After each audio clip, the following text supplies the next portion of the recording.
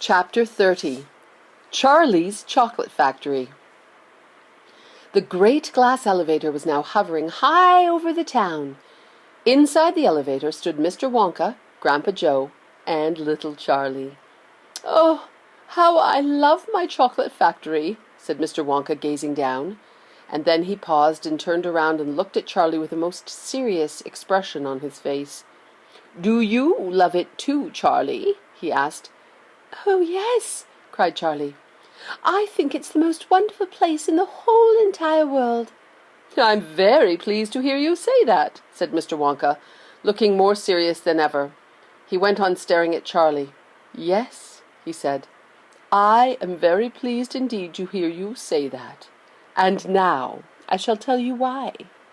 Mr. Wonka cocked his head to one side, and all at once the tiny, twinkling wrinkles of a smile appeared around the corners of his eyes, and he said, "You see, my dear boy, I have decided to make you a present of the whole place. As soon as you are old enough to run it, the entire factory will become yours." Charlie stared at Mr. Wonka. Grandpa Joe opened his mouth to speak, but no words came out. "Yes, it's quite true," said Mr. Wonka, smiling broadly now. "I am really giving it to you. That's all right, isn't it?" "Giving it to him?" gasped Grandpa Joe. "You must be joking." "Oh, I'm not joking, sir. I'm very serious." But why would you want to give your factory to little Charlie?" "Listen," Mr. Wonka said. "I'm an old man. I'm much older than you think. I can't go on forever.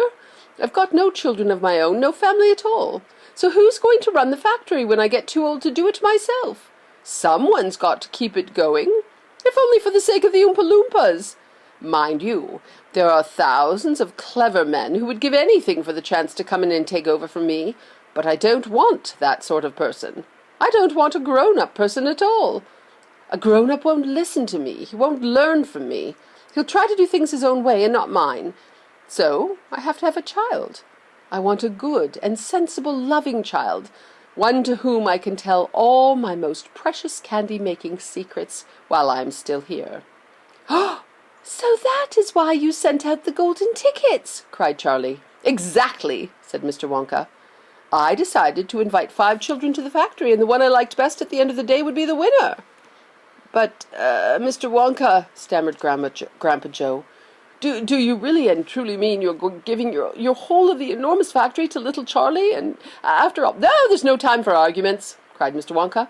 "We must go at once and fetch the rest of the family. Charlie's father and mother and everyone else that's around. They can all live in the factory from now on. You can all help to run it until Charlie's old enough to do it by himself. Where do you live, Charlie?" Charlie peered down through the glass elevator at the snow-covered houses that lay below. "Oh, it's over there," he said, pointing. "It's that little cottage right on the edge of town, the little tiny one." "Oh, I see it!" cried Mr. Wonka, and he pressed some more buttons, and the elevator shot down towards Charlie's house. "I'm afraid my mother won't come with us," Charlie said sadly. "Why ever not?" "Well, because she wouldn't leave Grandma Josephine and Grandma Georgina and Grandpa George." "Oh, but they must come too." "They can't," Charlie said. "They're very old, and they haven't been out of bed for 20 years. "Well, then we'll take the bed along, and with them in it," said Mr. Wonka. "There's plenty of room in this elevator for a bed." "Well, you couldn't get the bed out of the house," said Grandpa Joe. "It won't go through the door."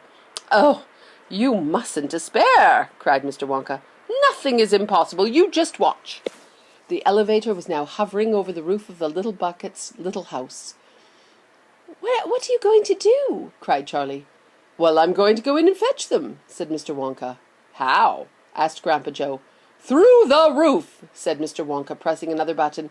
"No!" shouted Charlie. "Stop!" shouted Grandpa Joe. Crash went the elevator, right down through the roof of the house into the old people's bedroom. Showers of dust and broken tiles and bits of wood and cockroaches and spiders and bricks and cement went raining down on the 3 old ones who were lying in bed, and each of them thought that the end of the world had come.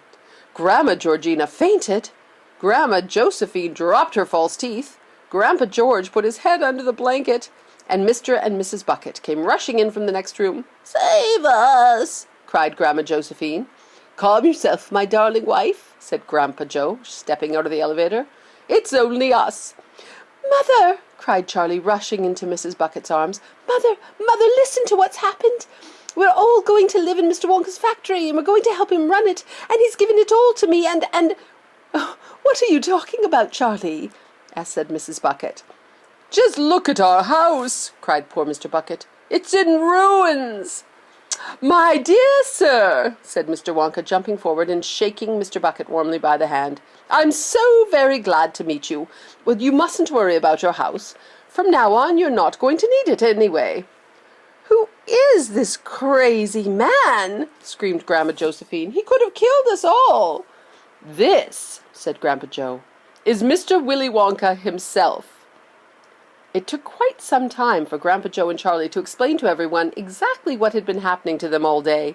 And even then, they all refused to ride back to the factory in the elevator.